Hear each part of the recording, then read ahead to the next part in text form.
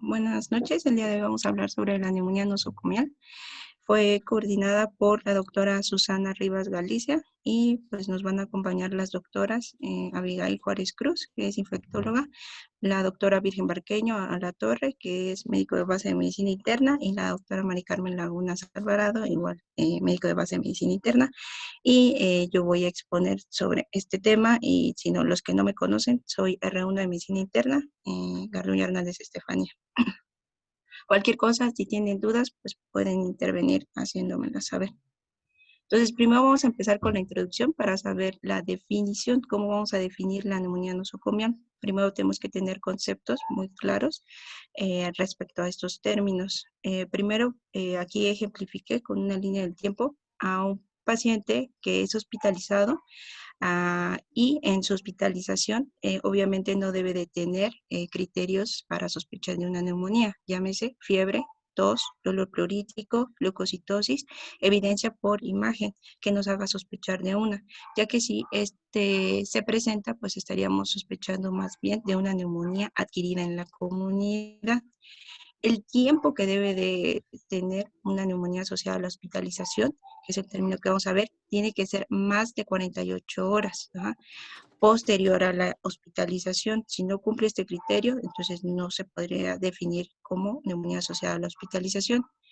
Posteriormente, el otro término, que es la neumonía asociada a la ventilación mecánica, va a referirse a aquel paciente que es hospitalizado por otro diagnóstico y en su ingreso se requiere la intubación por criterios, ya sea por deterioro neurológico u otros que nos hagan necesaria esta intervención. Posterior a 48 horas debe de haber evidencia de una neumonía, para entonces sí asociarla a una neumonía asociada a la ventilación mecánica. No podemos decir que una neumonía asociada a la hospitalización que requiere intubación es una neumonía asociada a la ventilación mecánica. Son dos términos diferentes. Y el tiempo de intervalo es el que nos va a dar la pauta para poder definirla. La neumonía asociada a la ventilación mecánica se va a subdividir en temprana y tardía. La temprana va a estar en relación con menos de 4 días y la tardía en más de 4 días. Esto viene en relación con los patógenos, bueno, con los microorganismos que se van a asociar. En la temprana encontramos microorganismos gram positivos, mientras que en la tardía vamos a encontrar gram negativos. Y también se van a asociar con patógenos multidrogoresistentes. Esto debido a que más adelante vamos a ver, existen factores de riesgo que se van a encontrar en la hospitalización y van a predisponer a que un paciente adquiera estos microorganismos. No sé si tengan alguna duda de la definición, no hay que equivocarnos. La neumonía asociada a la hospitalización, neumonía asociada a la ventilación mecánica. Puse abreviaciones para no escribir todo el nombre más adelante. Dentro de epidemiología vamos a tener que la neumonía nosocomial va a ocupar la primera causa de la mortalidad y la segunda a nivel de infecciones nosocomiales y la segunda causa a nivel de la morbilidad. La primera causa va a ser infecciones de vías urinarias. Dentro de la neumonía asociada a la hospitalización se va a relacionar de 5 a 10 pacientes por cada 1000 pacientes y la neumonía asociada a la ventilación mecánica se va a relacionar con un 42% asociado a la unidad de cuidados intensivos, que eso obviamente va a llevar un mayor gasto. Este es un gasto que lo menciona la ITSA de aproximadamente $40,000 por cada paciente. Esto, pues nosotros recordamos que todo ingreso a unidades de cuidados intensivos involucra un mayor gasto.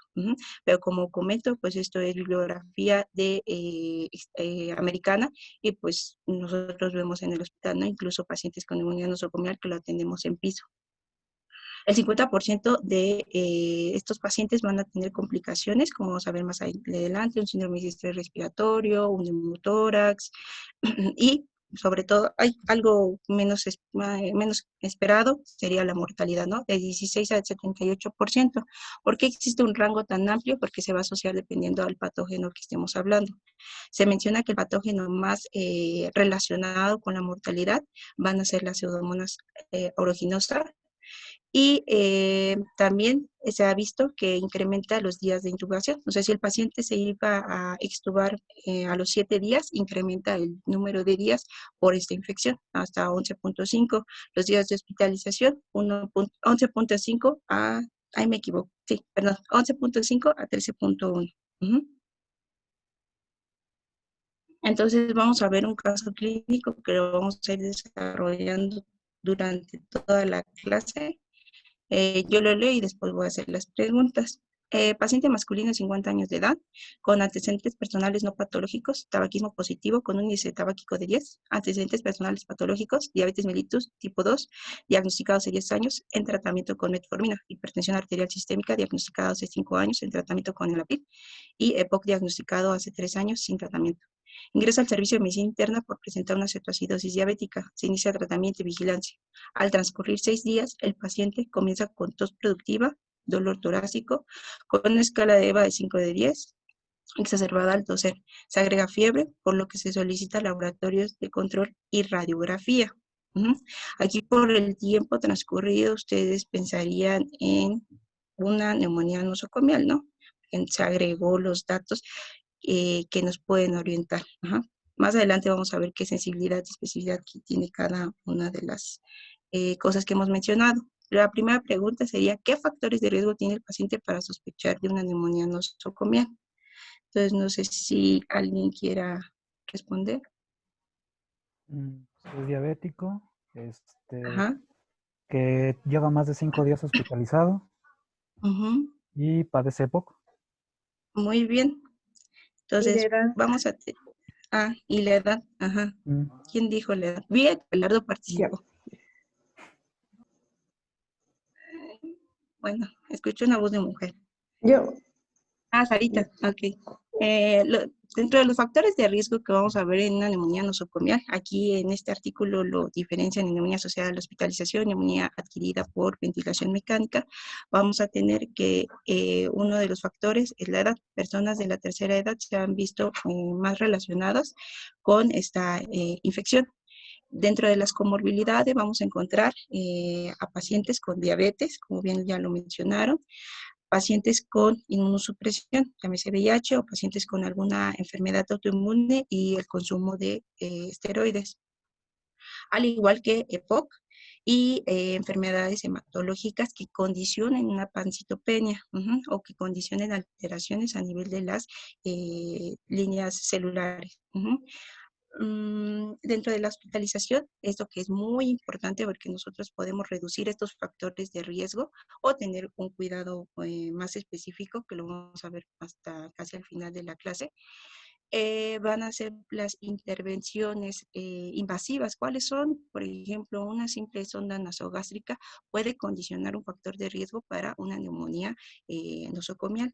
El uso de sonda orogástrica también, la intubación, obviamente dicha, y la reintubación y pues los medicamentos para la sedación también pueden predisponer un factor de riesgo, al igual que cirugías torácicas o cirugías abdominales, la nutrición enteral y nada más. Esos son los que se han asociado con mayor riesgo para adquirir estas neumonías.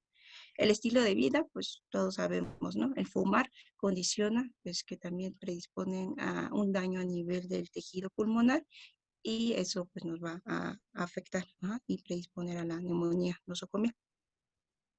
Pero también se ha visto que hay un factor de riesgo que está estudiándose, o más bien sea muy controversial, vaya, el uso de antiácidos. Nosotros normalmente un paciente está hospitalizado y le ponemos su omeprazol, ¿no? De cajón, casi, casi, y más en urgencias. Bueno, nosotros casi no sí analizamos las cosas, pero en urgencias siempre sube paciente con omeprazol, ¿no? Entonces, en diferentes estudios, unos mencionan que sí tiene un factor de riesgo importante y que sí predispone, por ejemplo, en este caso, en esta imagen se puede observar que predispone 5.29 veces más probabilidad en los pacientes que usan antiácidos a los que no usan. Hay estudios en donde evidencian que no se relaciona con su uso. De hecho, por ejemplo, es uno donde sí afirma que hay un factor de riesgo importante con el uso de antiácidos, pero en específico los inhibidores de la bomba de protones y no en relación con los antagonistas de receptores H2. Hay otros estudios en donde se evidencia que el uso de sucralfato o de ranitidina predispone también a la neumonía nosocomial. Entonces, pues esto sí está muy dado a ser un tema de discusión, porque los artículos varían de 3, 6, que mencionan diferentes resultados.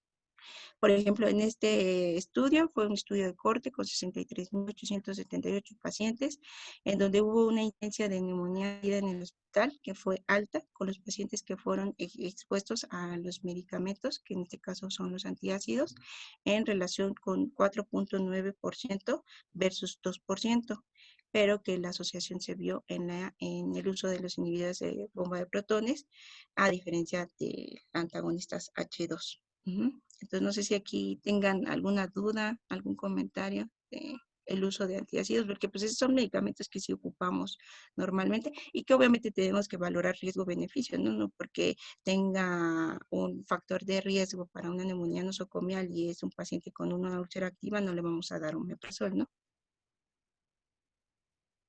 Bueno, creo que no. Seguiré. El porcentaje de patógenos que se asocia, esto depende de cada hospital, del aislamiento que va a tener. En la bibliografía de la ITSA menciona que se encuentra el Staphylococcus aureus en un 16%, la Pseudomonas aeruginosa en 19%, Klebsiella pneumoniae en un 35%, englobando la cero negativo, Acinetobacter baumannii en un 16%. Pero aquí hay otra bibliografía en donde son diferentes estudios, en donde evidencian la prevalencia de cada uno. Pero como les comento, pues varía de 8.8, aquí 21.7, depende de cada hospital. Entonces, vamos a pasar con los factores de riesgo para gérmenes multidrogoresistentes, que eso es muy importante porque pues, la realidad es que México, pues, incluso todo a nivel mundial, uso de antibiótico inapropiado, incluso de amplio espectro, entonces eso condiciona que actualmente tengamos gérmenes multidrogoresistentes. Pero, ¿cuáles son estos factores de riesgo? Factores de riesgo asociados a la neumonía asociada a la ventilación mecánica va a ser el antecedente del uso de antibióticos vía intravenosa posterior con un antecedente de 90 días. El choque séptico, síndrome de estrés respiratorio y la hospitalización más de 5 días. Aquí, si ustedes se pueden dar cuenta, el que tiene mayor riesgo es el antecedente de uso de antibióticos, con un OR de 12.3. A diferencia de, por ejemplo, la estancia hospitalaria o el choque séptico. El factor de riesgo para la neumonía asociada a la hospitalización, igual, es el antecedente de uso de antibióticos previos a 90 días con un OR de 5.17. Y el factor de riesgo para resistencia a pseudomonas, vamos a tener que es igual, el antecedente de uso de antibióticos intravenosos previos 90 días. Algo que se me olvidó comentar es que la neumonía asociada a la ventilación mecánica va a tener mayor porcentaje de prevalencia en la temprana a diferencia de la tardía. E incluso más del 50% se va a ver asociada a neumonías tempranas, neumonías asociadas a la ventilación mecánica temprana a diferencia de la tardía. Pero como les comento, pues es bibliografía americana, ¿no? Un poquito antigua, viejita. También otros factores que favorecen a que sea mi germen multidrogoresistente, reemplazo renal con un OR de 2.5 y el estado de coma se menciona que tiene un OR de 0.21. Menciona la ITSA que no lo considera como un factor para determinarlo, o sea, para que esté como un factor de multidrogoresistente, debido a que solamente se ha evidenciado en un artículo. Entonces, los porcentajes de resistencia que va a tener cada uno de estos microorganismos. Staphylococcus aureus resistente a meticilina va a ser un 20%, Pseudomonas aeruginosa en 28-35%, resistente a cefepime, un 19-29% resistente a la piperacilina tazobactam y el Acinetobacter baumannii de un 56-61% contra los carbapenémicos. Entonces, esto es algo muy importante y algo que tenemos que tomar en cuenta y analizar la situación si es necesario dar antibiótico de amplio espectro de vía intravenosa, ¿no? En los pacientes que se hospitalizan por alguna otra infección. Ya vimos que es un factor para generar microorganismos multiresistentes. Entonces vamos a entrar un poco con la fisiopatología. Aquí pues se representa una persona saludable y la persona pues, que es hospitalizada. En el paciente que es sano, pues recordamos los mecanismos o las barreras que tenemos para defendernos ante los microorganismos que se encuentran en el medio ambiente. Entre ellos, pues se va a encontrar el epitelio. Aquí, pues solamente se representa el epitelio respiratorio característico de la faringe y de la tráquea, que en la porción apical vamos a tener cilios que permiten barrer estos microorganismos y gracias también a los reflejos, el reflejo toxígeno, barrer al microorganismo. Entonces, si es que entra algún microorganismo, pues mi sistema inmune ataca y ya. Pero, ¿qué pasa con el paciente que es hospitalizado? Entra el microorganismo y, por ejemplo, está intubado. Entonces, el ponerle el tubo va a generar que los cilios no tengan su función y que es el barrer estos microorganismos porque pues estás alterando el epitelio. Otro de los mecanismos, pues si tiene un deterioro neurológico y se ve deteriorado el reflejo toxígeno, tampoco tiene esa posibilidad de poder sacar o expulsar al microorganismo por las primeras barreras de defensa. Y se comenta en este artículo que el epitelio sufre una disbiosis y entonces genera una alteración de la respuesta, generando un mayor porcentaje de proteasas y que eso genera que las células plasmáticas sinteticen menos cantidad de IgA. Nosotros recordamos que a nivel de la mucosa se encuentra una gran cantidad de IgA que permite igual un mecanismo de defensa. Al no tener IgA, permite la entrada con mayor facilidad de las gram negativas, de las bacterias gram negativas y su adherencia con mayor facilidad. Obviamente también los factores de riesgo como inmunosupresión, EPOC, si el EPOC ya tiene un daño a nivel del epitelio respiratorio, pues va a ser más susceptible a infecciones. Entonces, para recordar nuevamente, alteraciones de la deglución por alteraciones de la conciencia, que van a generar que exista un concentrado de la saliva o que el alimento no se digiera adecuadamente y formen pues residuos y esos residuos entran por microaspiraciones a nivel de todo el sistema respiratorio, en donde nosotros sabemos que es un lugar estéril y condicione una predisposición para una infección de tipo neumonía. También microaspiraciones gástricas se ha asociado con factores de riesgo para adquirir la neumonía nosocomial. La alteración del reflejo toxígeno, pues ya dimos el ejemplo, ¿no? Entonces, aquí este es un diagrama para ejemplificar que hemos dicho que es muy importante los factores de riesgo que pueden condicionarse. Por ejemplo, nada más ya. La pobre fisioterapia, por ejemplo, pacientes que no puedan toser porque esté alterado el reflejo toxígeno. Aquellos que tengan una pobre higiene a nivel de la cavidad oral, aquellos que tengan una colonización en la orofaringe, pacientes que estén sedados o pacientes en delirium que tengan alteraciones en la deglución, van a generar este acúmulo purulento a nivel del epitelio, generando esta disbiosis y daño a nivel del epitelio, condicionando entonces a nivel hospitalario un transcurso de más de 48 horas, una neumonía asociada a la hospitalización. ¿Qué pasa? Progresa, entonces está fallando mi tratamiento. Vamos a ver más adelante lo del tratamiento. En el caso de si llega mi paciente, pero ingresó por una X razón y se intubó y está en unidad de cuidados intensivos y se contagió, vamos a sospechar una neumonía asociada a la ventilación, pero también se puede complicar la neumonía asociada a la hospitalización y que requiere intubación. Entonces, entonces pues, ya sería otro término que estaría involucrando tanto la neumonía asociada a la hospitalización, más apoyo de la ventilación mecánica. Entonces, pues obviamente dependiendo del progreso de la enfermedad, se va a ver el pronóstico si es favorable o no, porque como ya habíamos comentado, la neumonía asociada a la ventilación mecánica tiene una alta tasa de mortalidad. Dentro de la clínica, ¿qué vamos a encontrar? Vamos con nuestro paciente, lo exploramos, observamos signos vitales y tiene fiebre. Ajá. Pero ¿qué pasa en los pacientes de la tercera edad? Nosotros recordamos que ellos casi no generan una respuesta inflamatoria tan evidente como un adulto o un paciente joven. Ajá. Ellos generalmente hacen febrícula, entonces tenemos que tener cuidado, con ellos, porque no tampoco hacen una leucocitosis tan evidente.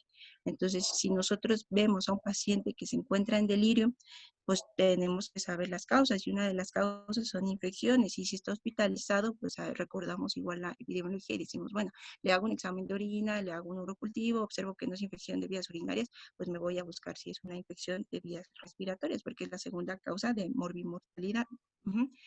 Que igual al momento de explorarlo, pues encuentro si hay evidencia de estertores y el paciente puede presentar tos, y tos con secreción purulenta, y el esputo pues va a ser de aspecto eh, purulento. En el caso también van a existir alteraciones del intercambio gaseoso debido a que estamos afectando al tejido pulmonar. Entonces puede generar desaturación, puede generar taquipnea, puede generar disnea incluso en estos pacientes. Entonces todo esto me va a dar una alta sensibilidad, pero una baja especificidad, por lo tanto requiero más datos para orientar el diagnóstico. Entonces, le voy a pedir al paciente una biometría hemática. La biometría hemática pues, nos puede ayudar a evidenciar si existe una leucocitosis o una leucopenia. Esto debido a que la neumonía nosocomial y más la neumonía asociada a la ventilación mecánica se asocia también a un riesgo de formar un choque séptico o una sepsis. Entonces, por eso hay que tener cuidado y vigilar a los pacientes. ¿El hemocultivo se recomienda o no se recomienda? ¿Ustedes qué piensan? Pues lo podría recomendar, por ejemplo, si ves que el paciente no muestra mejoría después del tratamiento empírico. Muy bien. Se comenta que tiene una baja sensibilidad, menos del 25%, pero tiene un valor predictivo alto, un valor predictivo positivo alto. Entonces, se recomiendan 2 hemocultivos, por lo menos, para empezar tratamiento empírico, como ya lo comentó Abelardo. Tiene toda la razón, porque tenemos que tener evidencia, ya sea del hemocultivo, pero lo ideal van a ser las siguientes técnicas que vamos a ver, pero sabemos que el laboratorio se tarda o que no tenemos el material necesario o X o Y razón.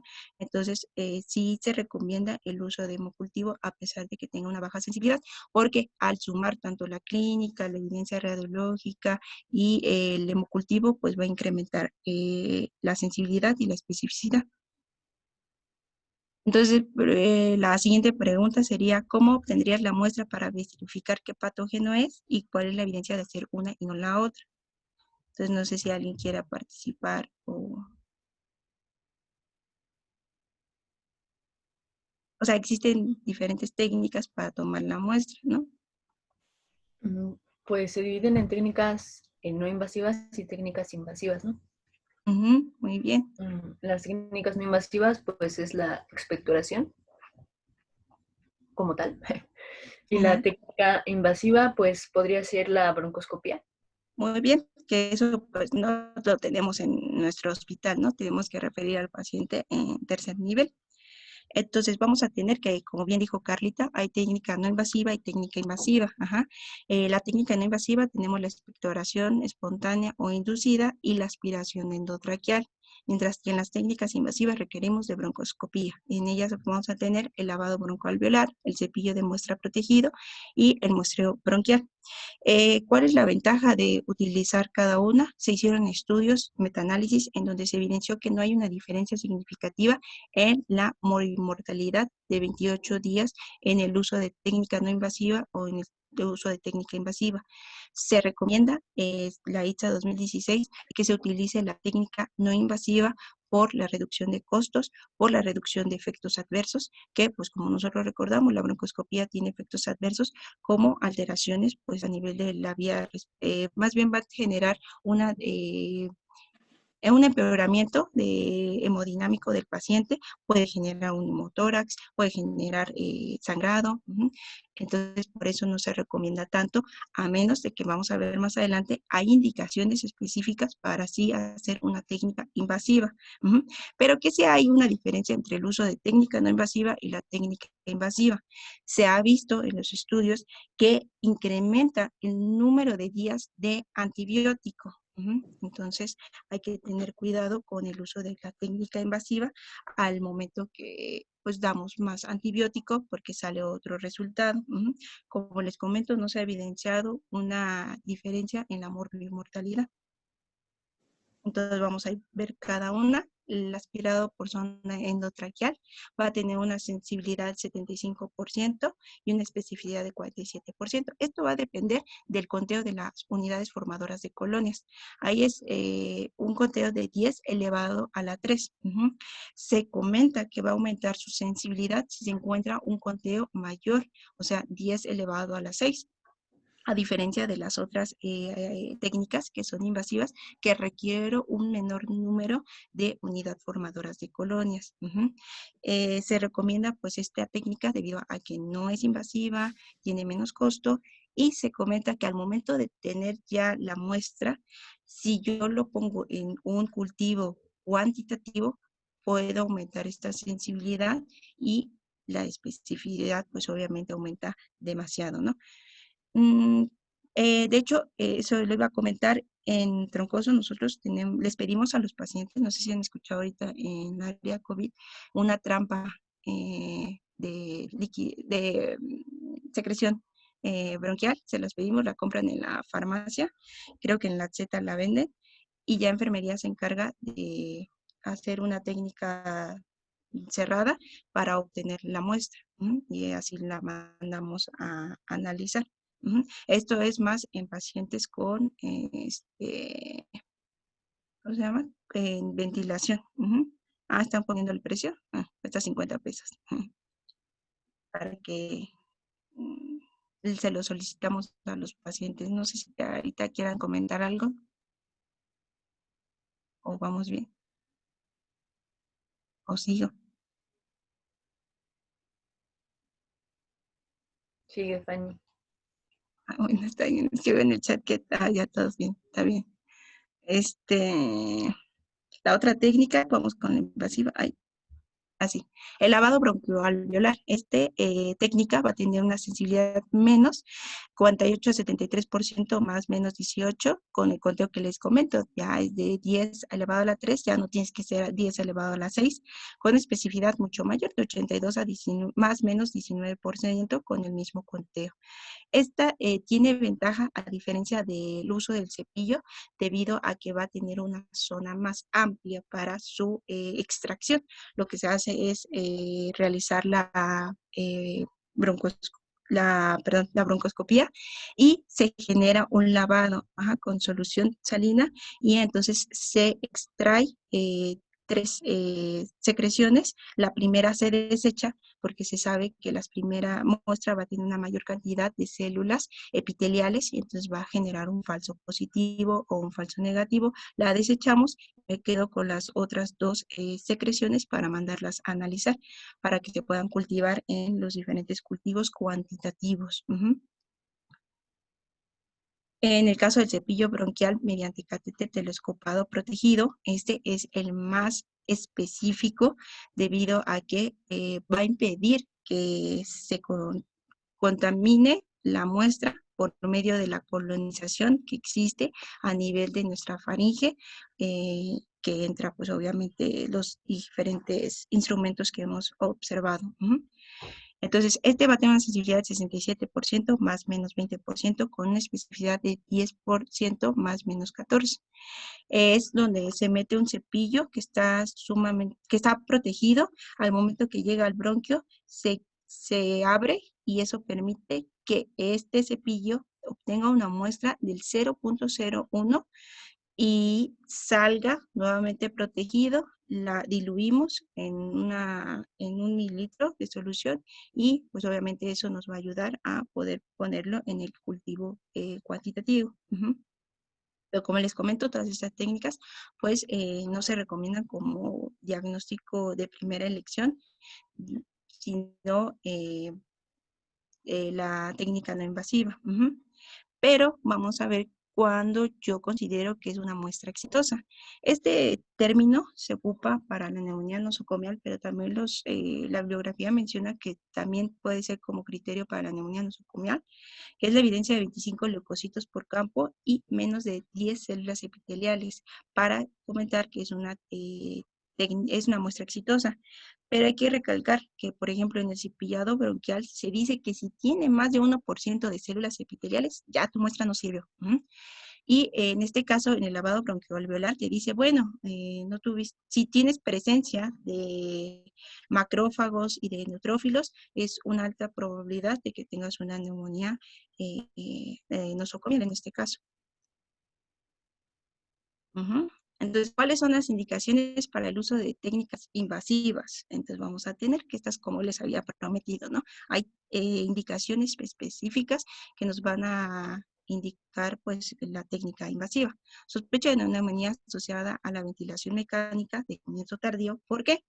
Como ustedes recordarán, porque se asocian a agentes multidrogoresistentes. Entonces, para darle bien el tratamiento, tengo que tener una muestra que no tenga falsos positivos ni falsos negativos.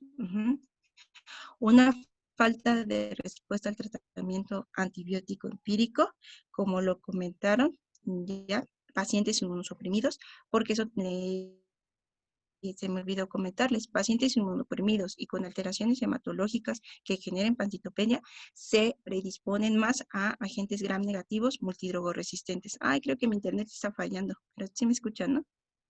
O ya no. Sí, Fanny. Diga, ¿sí? ¿Sí? Ah, bueno, es que decía que estaba fallando. Ah, ok. Todos nada más escriben y casi no hablan.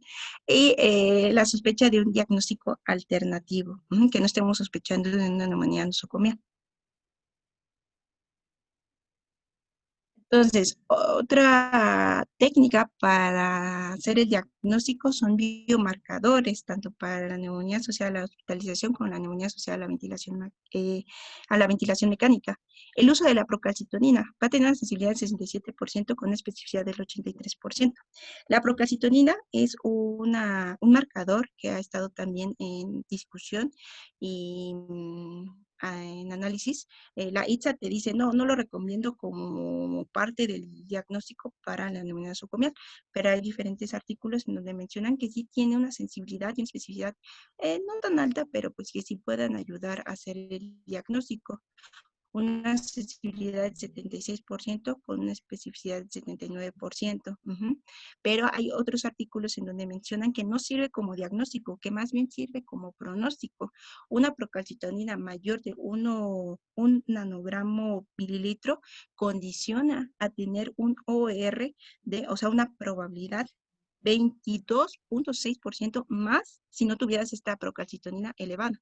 Entonces, o sea, de tener una mortalidad. Entonces, mi paciente lo diagnostico con una neumonía asociada a la ventilación mecánica, le pido laboratorio, su procalcitonina está más de 1, entonces puedo afirmar esto, según los artículos que defienden el uso de la procalcitonina, pero como pronóstico. Hay otros que lo dicen que lo utilizan como diagnóstico. El receptor expresado en células mieloides con una sensibilidad de 84%, con una especificidad de 49%, y el uso de PCR, que también lo hemos visto ahorita en COVID, ayuda a ver el pronóstico también de los pacientes y también qué tan activa está el proceso inflamatorio. Pero como les digo, la ITSA no recomienda los biomarcadores como criterios para diagnóstico para la neumonía nosocomial. Pueden ayudar, sí, pero que se recomiende, no. El otro diagnóstico lo vamos a hacer por imagen, que es por medio de la radiografía, que eso es algo muy común que se pida en los hospitales, y va a haber evidencia de infiltrado alveolar y broncograma aéreo. ¿Esto qué sensibilidad y especificidad me va a dar? Una sensibilidad del 83 al 88% y una especificidad del 58 al 26%. Hay que tener cuidado con los pacientes que sean cardiópatas y que sean neumópatas crónicos, porque pues obviamente van a estar alteradas sus radiografías, por lo cual el Centers for Disease Control and Prevention recomienda que se tomen por lo menos 2 radiografías para llegar a la conclusión de que sí hay evidencia de una neumonía nosocomial. Hay también evidencia de que solamente se afecta o hay infiltrado unilateral versus bilateral y se reporta que solamente el 21% de los casos va a tener una afección unilateral. ¿Alguien puso algo en el chat? Ah, bueno, es Susi, ¿no? Ay, es que no puedo ver, no lo puedo. Bueno, sigo y ahorita lo leo. Es que no sé por qué ya no me deja ver el mensaje, pero bueno. ¿O quieres hablar, Susi? Sí, tú sí. Sí, nada más era de la procalcitonina. Ajá. Bueno, acá sí si hay entonces, una vez que tenemos nuestro diagnóstico de neumonía, bueno, asociada a la ventilación, con una procalcitonina positiva, no hay beneficio en estarla tomando todos los días para guiar el tratamiento. Ya que tenemos el diagnóstico, iniciamos el tratamiento y si en promedio va a durar 7 días, pues con la que tengamos inicial. Muchas veces acá lo que se hace es tomarla pues casi cada tercer día o así, pero no se ha visto un beneficio. Valorar bien los pacientes que requieren. Y también, pues ya van a leer más, pero los valores, los puntos de corte dependen si el paciente tiene enfermedad renal o no, porque más o menos para considerar positiva en enfermedad renal, si no mal recuerdo, es más de 0.5, a diferencia de los pacientes que pues tienen la función renal conservada. Nada más. Continúa. Gracias. Gracias, Susi. Continúa. Bueno, ya dije la sensibilidad infiltrado. Entonces aquí podemos observar una imagen con evidencia de infiltración en el lado izquierdo. Se toma una radiografía AP y una radiografía lateral para evidenciar si hay infiltrado o no y si hay broncograma aéreo. El otro estudio de imagen es el ultrasonido, el cual se comenta que tiene una mayor sensibilidad y tiene un beneficio porque no tiene radiación. Ahí me equivoqué. No tiene radiación para pacientes como por ejemplo embarazadas, en donde pues una radiografía pues puede generar algún factor de riesgo, ¿no? Para el bebé. Entonces, pues podríamos utilizar el ultrasonido.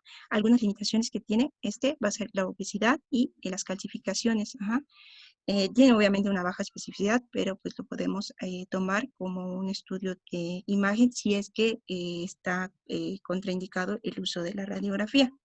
Pero ¿cuál es el estudio de imagen que es el gold estándar? La tomografía. Menciona la bibliografía que casi no hay reportes. Ahorita, pues obviamente en COVID los pacientes se diagnostican con tomografía, pero lo ideal, o más bien lo más evidenciado, lo más estudiado es el uso de la radiografía. Pero si tenemos dudas, el gold estándar es la tomografía. ¿Alguien más puso algo? Ah, qué bien. El gold estándar. ¿Quién quiere decir algo? Los maestros. Miss R. Bueno, lo está escribiendo, que el gol estándar para infiltrado. Ah, ok. Bueno, sigo entonces, ¿verdad? Síguele, Fanny. Ah, va. Entonces aquí es un estudio en donde se evidencia la sensibilidad y especificidad de los diferentes estudios de imagen, que como ya les había comentado, la radiografía tiene una sensibilidad pues bajita y una especificidad también bajita. Es lo más común que ocupamos por el costo, obviamente. La tomografía pues es el gold estándar, y en la ecografía pues tiene una mayor sensibilidad que el uso de la radiografía, o pues no a todos los pacientes les vamos a hacer ultrasonido pulmonar, y con una especificidad también más alta que el uso de la radiografía, porque involucra pues costos, ¿no? Hay scores clínicos que, como se darán cuenta, hay muchos que van a clasificar a pacientes críticos porque se va a ver asociado en estos pacientes. El que nos va a interesar es el CPIS, que va a estar conformado por los diferentes criterios. Va a haber la medición de la temperatura, de los leucocitos, de las secreciones, de la oxigenación, de la radiografía y el resultado de la aspiración, de la secreción. Entonces, entre un conteo o un valor más alto, pues se dice que tiene una sensibilidad del 65% y una especificidad del 64%. Pero también la ITSA no lo recomienda para hacer el diagnóstico de una neumonía nosocomial. Anteriormente se ocupaba este score para llegar a la conclusión si se requería ya quitar el tratamiento o no, pero se ha visto que no tiene tanta utilidad porque pues hay factores que puedan condicionar falsos positivos, entonces no lo recomiendan tampoco como un criterio diagnóstico. La siguiente pregunta, el paciente tiene un cultivo positivo para Staphylococcus aureus, ¿qué tratamiento iniciarías? Ya está hospitalizado pues más de una semana y se le puso antibiótico porque ingresó por una infección de vías urinarias. IV se lo pusieron. Entonces, ¿ustedes qué tratamiento sugerirían?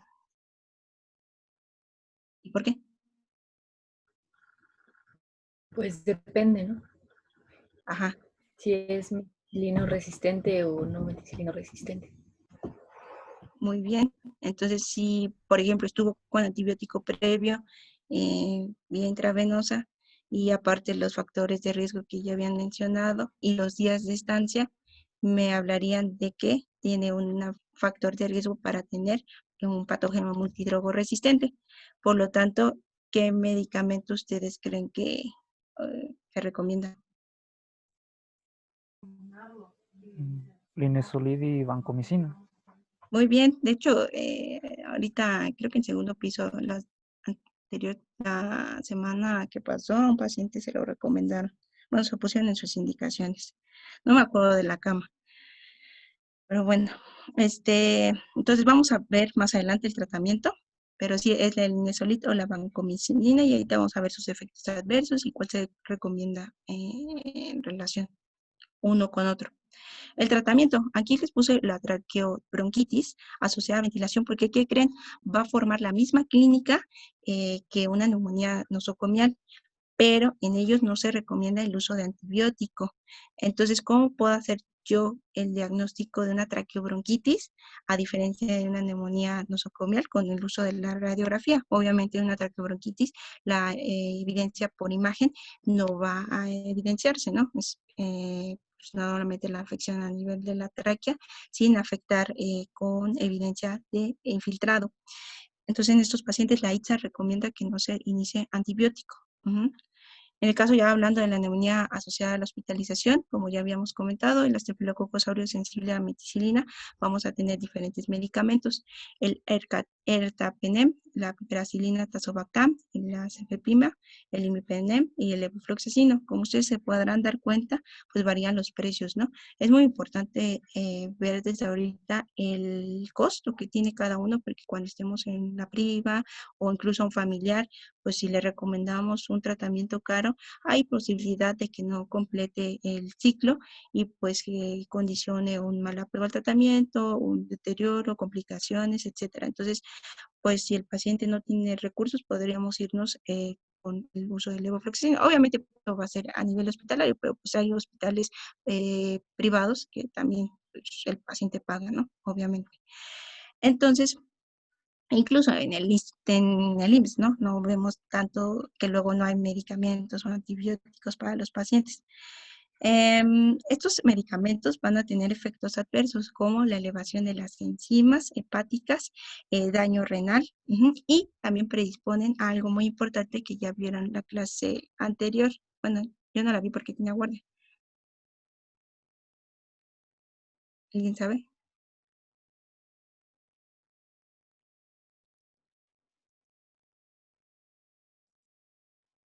Al Clostridium, ¿no? Bueno, ya. Entonces hay que tener cuidado con estos antibióticos. Ajá.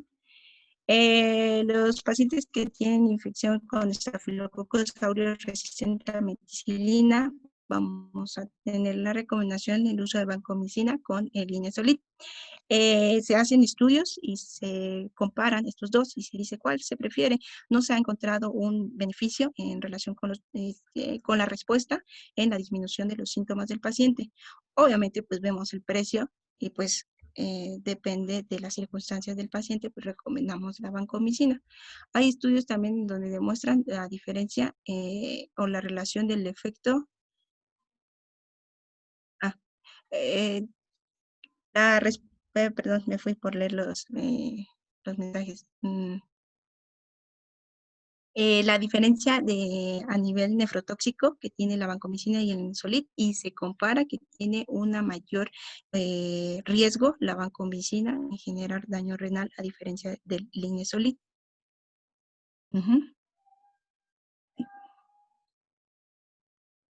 El tratamiento para Pseudomonas aeruginosa va a ser dependiendo si tiene factores para sospechar multidrogo resistente o no. En el caso de que no tenga factores para sospechar de un patógeno multidrogo resistente, recomendamos la monoterapia. La ISA recomienda los aminoglucósidos, pero hay que tener cuidado. Todos recordamos que los aminoglucósidos tienen factores de riesgo, como cuáles: ototoxicidad, nefrotoxicidad. Entonces tenemos que valorar riesgo-beneficio. En el caso de si mi paciente es resistente a la multidrogo resistente, entonces se recomienda la terapia combinada con la combinación de estos medicamentos que los clasifica como beta-lactámicos más un no beta-lactámico. En el caso del uso del imipenem o meropenem, ceftazidime, piperacilina, tazobactam, más el uso de levofloxacina, más amicacina. Aquí también es importante mencionar que han escuchado el uso del ciprofloxacino. El ciprofloxacino, pues ya se ha visto que tiene una baja se me fue el nombre, una baja penetrancia y también tiene una alta resistencia a la Pseudomonas aeruginosa, entonces no se recomienda tanto, pero hay bibliografía. La ITA no lo menciona, pero las diferentes bibliografías, por ejemplo, la europea, sí menciona el uso del ciprofloxacina, 400 miligramos.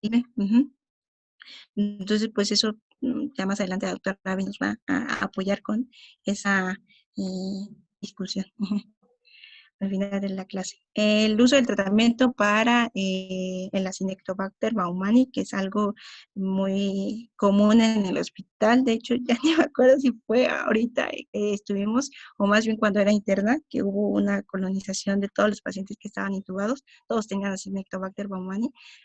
Se decía que era porque no tenían una buena limpieza con los tubos, pero bueno, el tratamiento que se recomienda es el uso de carbapenémicos, de la piperacilina, tazobactam, el uso de tigecyclinas, pero hay igual bibliografía donde evidencia que no se recomienda el uso de tigecyclinas para la Acinetobacter baumannii, y si es sensible a la poliximina, se recomienda vía intravenosa la colistina y la poliximina. Ahí puso algo en el chat. También que no se lavan las manos. La ITSA menciona la terapia inhalada para neumonía asociada a la ventilación mecánica en caso de Klebsiella pneumoniae, el Pseudomonas aeruginosa y Acinetobacter baumannii. Se ha visto que el uso de esta terapia inhalada con los fármacos de aminoglucósidos o poliximinas, se ha visto una reducción en los síntomas con un OR de 1.29, una mortalidad de 0.84, una nefrotoxicidad menor de 1.11. Pero también está en discusión en que si funciona, si no funciona, si se recomienda, siempre y cuando se recomienda si falló la terapia intravenosa. Y si son estos patógenos los involucrados. El tratamiento para neumonía asociada a la ventilación mecánica, en el caso de Pseudomonas aeruginosa, como les había comentado, el uso de aminoglucósidos como monoterapia y el uso del imipenem. Se ha visto que tiene una menor respuesta, una menor curación, un aumento de la resistencia en la Pseudomonas aeruginosa. Esto ya lo habíamos comentado. Y aquí hay un diagrama en donde ejemplifica o más bien resume el tratamiento en aquellos pacientes que tienen una baja prevalencia para tener patógenos multidrogoresistentes con una baja con factores de riesgo pues disminuidos, pues se recomienda la monoterapia. En el caso de tener factores para microorganismos multidrogoresistentes y una alta tasa de mortalidad que vamos a clasificarla dependiendo de los scores que habíamos visto anteriormente, lo clasificamos, está en choque o no está en choque. Si está en choque, pues le damos terapia para multidrogos resistentes y pues lo hospitalizamos en una unidad de cuidados intensivos, y si está en choque damos una terapia doble ante la Pseudomonas aeruginosa, porque el que tiene peor pronóstico, el patógeno que es más asociado es la Pseudomonas aeruginosa. También tenemos que cubrir a Staphylococcus aureus resistente a meticilinas. Entonces aquí la pregunta que Susi ya le sopló, ¿cuántos días dejarías indicado el antibiótico? Pues ya le sopló, ¿no? 7 días. Se vio que el uso de antibiótico por más tiempo no tiene un beneficio. Al momento que nosotros damos un antibiótico por 7 días, reduce la recurrencia de factores de microorganismos multidrogoresistentes, la falla al tratamiento, los días de hospitalización, los días de ventilación mecánica. Entonces, por eso se recomienda el uso de antibiótico en un intervalo de 7 días. Entonces, hay que tener cuidado, ¿no?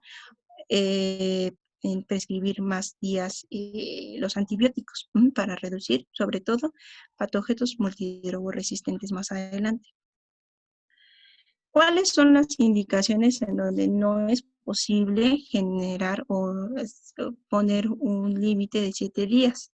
En inmunosuprimidos, en pacientes con patógenos multidrogoresistentes, que sean a Pseudomonas aeruginosa, carbapenémicos, resistentes para Acinetobacter o resistentes para enterobacterias, y cuando ya es la segunda terapia con el uso de la colistina y tejiciclinas, como ya habíamos comentado, cuando nos responde al tratamiento IV. Aquí es importante mencionar que el uso de antibiótico empírico ha traído una tasa de mortalidad alta. Por eso en pacientes que sí tengan sospecha alta de una Pseudomonas aeruginosa, se recomienda hacer el aspirado de sonda. Se recomienda sí tener una alta sensibilidad y especificidad para sospechar en la neumonía nosocomial, debido a que si usamos terapia empírica en estos pacientes, la mortalidad es muy alta. Y las complicaciones que vamos a encontrar: edema pulmonar, atelectasia, tromboembolismo, síndrome de estrés respiratorio, reactivación de la hipersensibilidad y hemorragia. Y creo que ya es todo. No sé si tengan dudas.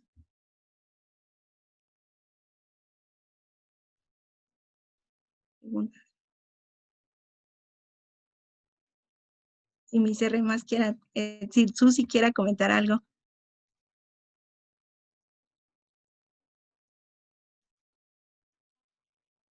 Sí, Creo que le interesa. estuvo Sí. muy bonita tu clase. Te quedó muy bien. Yo creo que dijiste todo lo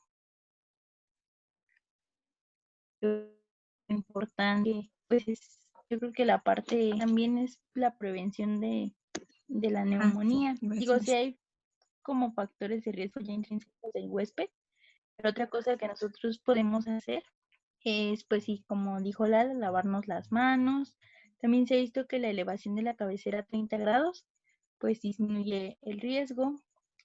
Y había como un debate entre la higiene oral con clorexidina, pero en varios estudios sí se ha visto que disminuye el riesgo cuando se realiza una higiene diaria de la cavidad oral.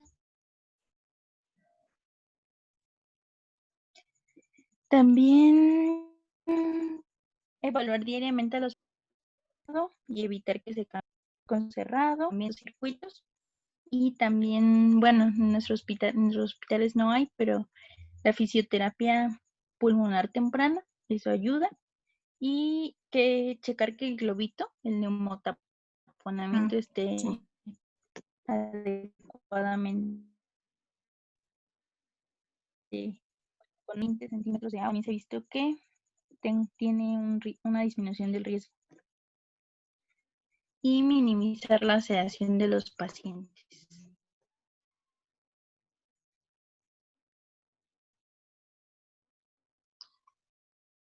Bueno, si la presión va como entre 25, se puede ir como entre 25 a 30.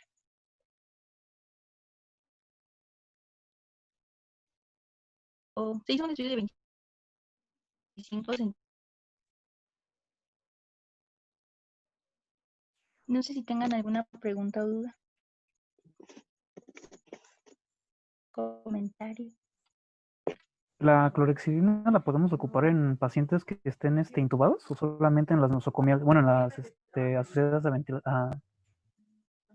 De hecho, la puedes usar en todos los pacientes que se te ocurran, estén intubados o no estén intubados. Ok, Entonces, perfecto. incluso no lo tenemos nosotros en el instituto, pero hay diferentes presentaciones de la clorexidina, pero tú se lo puedes pedir a un paciente que no está intubado para que tengan sus enjuagues o forma de antiséptico oral, o a los pacientes que están intubados, pues las enfermeras le tienen que hacer el aseo de la cavidad oral. El otro punto, así como lo decía Susi, de la elevación de la cabeza, el aseo oral, también es importante, o lo del a cuánto está el globo. Nosotros, de hecho, debemos tener como es un tipo de baumanómetro, es un equipo vecino, es como un baumanómetro que se conecta a la parte del globito y se ve a cuánto está inflado, digamos. Eso sí lo debemos de tener en un piso, lo deben estar checando, de hecho enfermerías que no debe estar checando, pero obviamente supervisándolo nosotros. Cuando tienen un paciente intubado, ellos llevan un registro, entonces le tienen que registrar a cuánto está el globo y nosotros lo debemos de checar. De hecho, el médico que está en inhaloterapia lo debe de revisar todo eso, porque es muy importante, ¿no? Sobre todo porque también recuerden que si no está de forma adecuada, puede ocasionar, empieza a tener erosión o lesión sobre la mucosa de la tráquea y esto pues puede repercutir en muchas cosas, sobre todo las que se pueden generar fístulas y demás, ¿no? Y el otro punto, nosotros no tenemos el equipo de intubación que tiene la aspiración subglótica, eso sería el ideal. Si se maneja lo que es el circuito cerrado, lo ideal es que tuviéramos esos tubos endotraqueales que tengan el dispositivo para aspiración subglótica, porque si no queda un pequeño espacio en el que ese espacio al momento de que se quita el tubo, etcétera, pues toda esa secreción que se va acumulando ahí, que no llegamos con la aspiración, digamos, convencional, pues se va a ir hacia las vías respiratorias, ¿no? Entonces, lo ideal es que contáramos con dispositivos de aspiración subglótica. El otro punto, cuando nos habían hablado, de hecho, en una clase de neumonía asociada a la ventilación, este procedimiento o intubar a un paciente se debería hacer con una técnica estéril. Muchas de las veces nosotros no lo hacemos así, pero eso que no lo hagamos no está realmente bien. Entonces, si vamos a tener una intubación que es selectiva, siempre recordemos que tiene que ser una intubación que tiene que ser con técnica estéril, o sea, todo. lavarlo nosotros nuestras manos antes de intubarlo, tener de preferencia un campito donde vamos a poner todos los dispositivos. ¿Por qué? Porque desde ese punto también estamos previniendo las infecciones. Entonces, esa parte es muy importante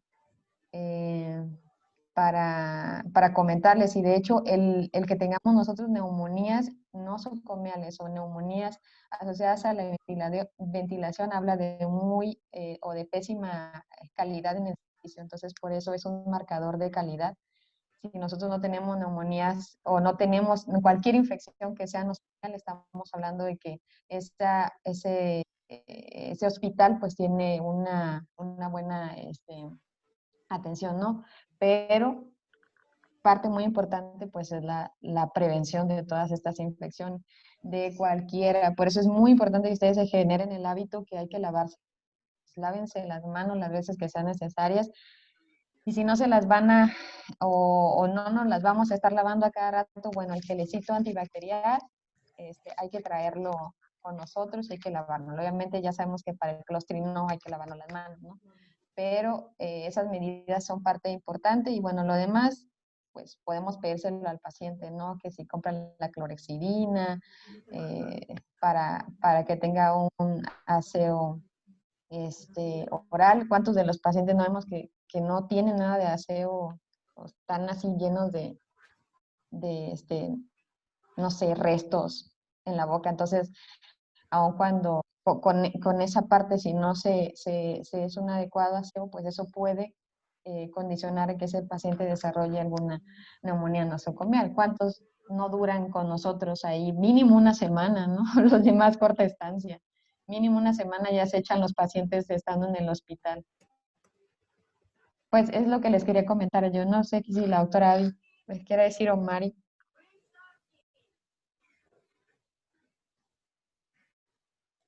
¿La perdimos? Yo creo.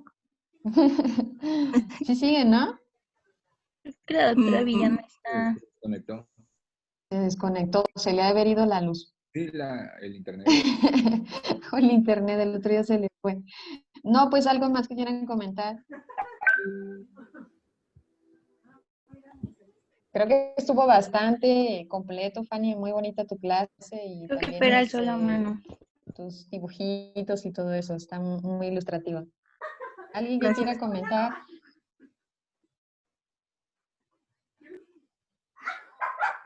Cuando tenemos ya la trampa con secreción, ¿en qué frasco se baja o cómo la procesamos? Ah, mira, la trampita, haz cuenta que tiene como dos mangueritas. ¿Ok? Ujú. Entonces una de esas mangueritas se la conectan las enfermeras al circuito cerrado y la aspiran y ahí te sacan las secreciones, ¿no? Entonces hay un taponcito que viene abajo, o sea, haz de cuenta que está así como un cilindrito, ¿no? Y un taponcito aquí abajo y otro taponcito acá arriba, que es donde tienen las cuerditas que se conectan. Entonces el taponcito de abajo se lo tienen que quitar y se lo ponen arriba para que no se baje la muestra con esas cuerditas. Ajá. De manera que queda un cilindrito así cerrado. Y ese ustedes lo bajan a ¿Es este, no? bacteriología. ¿Es cuál? Ándale, mero. Ese de No sé, ahí. pero Entonces, si se fijan, tienen las déjeme que cuerditas. sepa La nada parte más es que del ustedes tienen papel. que quitarle la tapita que tienen las cuerditas. Nunca bájenlo, nunca lo bajen con la tapita con cuerdita. Si no, Ahí está. esa la tiran y el taponcito que viene abajo se lo embonan arriba, entonces ya va a quedar cerradito. Y en las cuerditas, ¿sí me expliqué? Eso de ahí, eso que está enseñando Fanny. Entonces queda así el cubito, el cilindrito así cerradito y ya lo bajan a bacteriología. La parte, sí les llegan a preguntar en el examen, en el POEM, cómo es la muestra adecuada. ¿Sí se acuerdan? Se lo dijo Fanny. ¿Quién se acuerda? ¿Cómo van a decir que esta muestra está adecuada después de que lo ven en bacteriología? ¿Cuántos leucos debe haber? ¿Cuántas células epiteliales? Más de 25. Más de 25 y menos de 10. ¿No? Ok, esa es una pregunta así típica de examen, porque si vienen las neumonías nosocomiales, entonces para que la tengan en cuenta. Y de lo que me acuerdo, que preguntaban. Pues no sé si algo más quieren decir o preguntas. Sí, es importante, miren, NEF lo que hacía es que se iba a Lanceta o no sé a dónde rayos se iba y siempre traía un montón de cosas para tomar sus cultivos. Entonces, le aprendí a NEF y de hecho todavía tengo una de esas trampas. Entonces, siempre tráiganlo porque en lo que le pedimos al familiar que la compre y demás, bueno, sí se la podemos pedir y solamente hacemos la reposición. Pero es importante porque así es como nosotros vamos a identificar cuál es el germen que nos está ocasionando la neumonía, ¿no? Entonces es un buen tip. Y puede costar desde 30 a 50 pesos dependiendo de dónde lo busquen. ¿Listo? ¿Quién anda marchando por ahí? Muchos ruidos extraños. Mari, no sé si Mari quiera comentar algo. Creo que también Mari tiene mal internet. Sí. Susi, Kevin, Fer. ¿Todo bien? Y Fer quería hablar, pero le dio miedo, creo. No, aquí estoy. Buenas noches. Buenas noches. Buenas noches. Sí, dice que el internet de la doctora Abby está muy feito. Así es que yo creo que ya no va a poder ingresar. Entonces, pues si quieren mañana alguna duda que tengan posteriormente, pues la preguntamos, ¿no?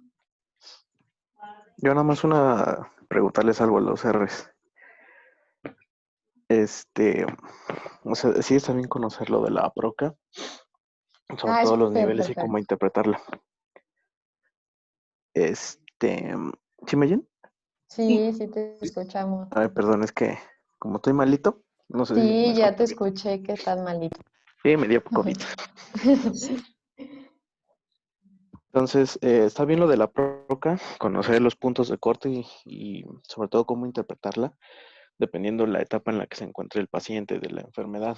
Y dependiendo de eso también analizar si se va a ajustar o no antibióticos. Pero aquí una pregunta clave para los R's y también para los internitos que estén. ¿Dónde se produce la PROCA?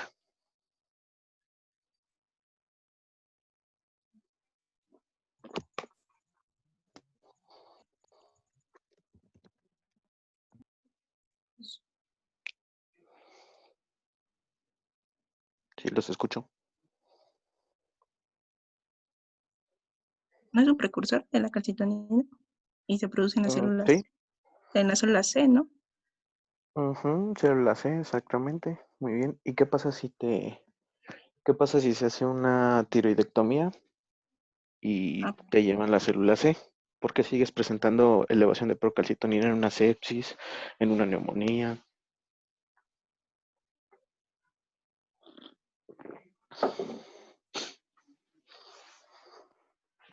Porque eso es importante, ¿no? sí. Nosotros hablamos y decimos la PROCA, sí, la PROCA es bella. Sí, pero ¿dónde se produce? ¿Y por qué si alguien que ya le extirpaste la tiroides te sigue elevando la PROCA? ¿No? Porque también en situaciones de inflamación, perdón, se puede sintetizar en otros órganos. De hecho, Excelente, ¿en dónde? el cerebro también se puede sintetizar. ¿Qué otro? El cerebro y, bueno, casi todas las glándulas del testículo igual. Principalmente lo van a encontrar, así como dijeron, en cerebro. Se puede encontrar en riñón. Lo que les mencionaba esta Susi, de poder interpretarla en un paciente con enfermedad renal. Se puede elevar en el vaso, se puede presentar en hígado y se puede presentar en pulmón.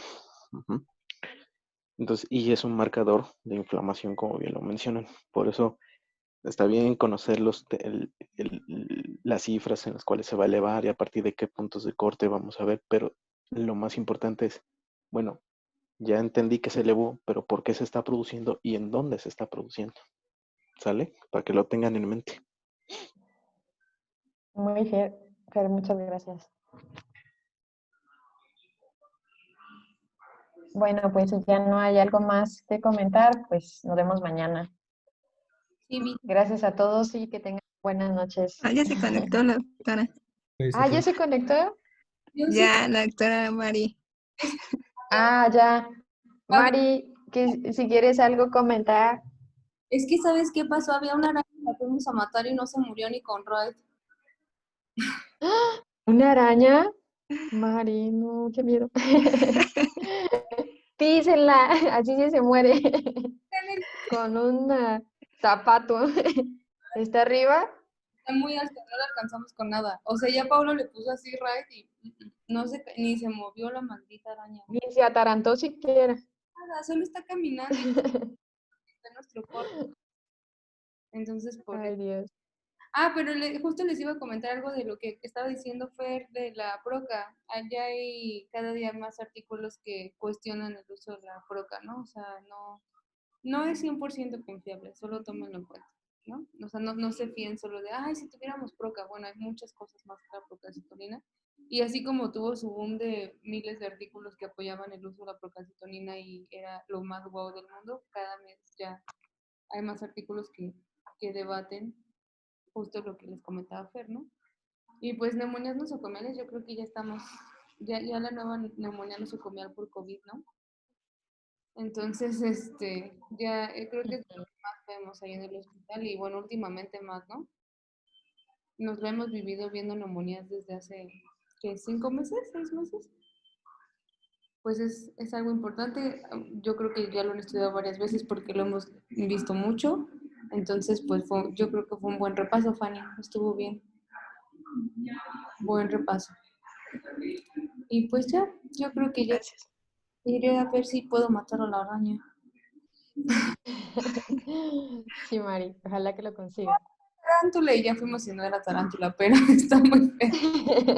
Que le cante. Bueno, pues es que hace un calor. Yo creo que me siento como Margarita, que hace mucho calor. Pero bueno, pues nos vemos mañana. ¿Sale? Sí, Mañana. gracias. Buenas noches. Bye bye. Bye.